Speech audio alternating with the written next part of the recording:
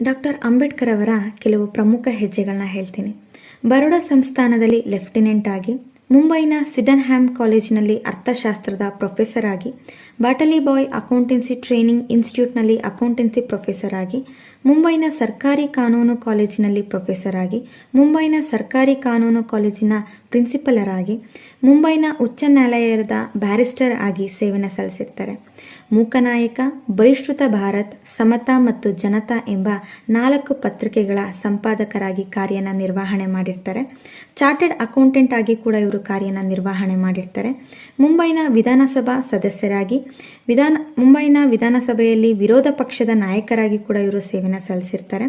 ಮುಂಬೈ ವಿಶ್ವವಿದ್ಯಾನಿಲಯದ ಸೆನೆಟ್ ಸದಸ್ಯರಾಗಿ, ಬ್ರಿಟಿಷ್ ಭಾರತದ ಕೇಂದ್ರ ಸರ್ಕಾರದಲ್ಲಿ ಕಾರ್ಮಿಕ, ಲೋಕೋಪಯೋಗಿ, ನೀರಾವರಿ, ಇಂಧನ ಹಾಗೂ ಗಣಿ ಖಾತೆಗಳ ಸಚಿವರಾಗಿ ಸೇವೆನ ಸಲ್ಲಿಸಿರ್ತಾರೆ.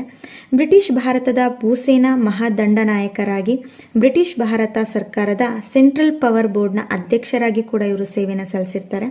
ಸ್ವತಂತ್ರ ಭಾರತದ ಪ್ರಥಮ ಕಾನೂನು ಸಚಿವರಾಗಿ, ರಾಜ್ಯಸಭಾ ಸದಸ್ಯರಾಗಿ, ಭಾರತದಲ್ಲಿ ಬೌದ್ಧ ಧರ್ಮದ ಪುನರ್ ಪ್ರತಿಷ್ಠಾಪಕರಾಗಿ ಹಾಗೂ ಕೊನೆಯದಾಗಿ ಭಾರತದ ಸಂವಿಧಾನ ಶಿಲ್ಪಿಯಾಗಿ ಸೇವೆನ ಅವರು ಸಲ್ಲಿಸಿರ್ತಾರೆ.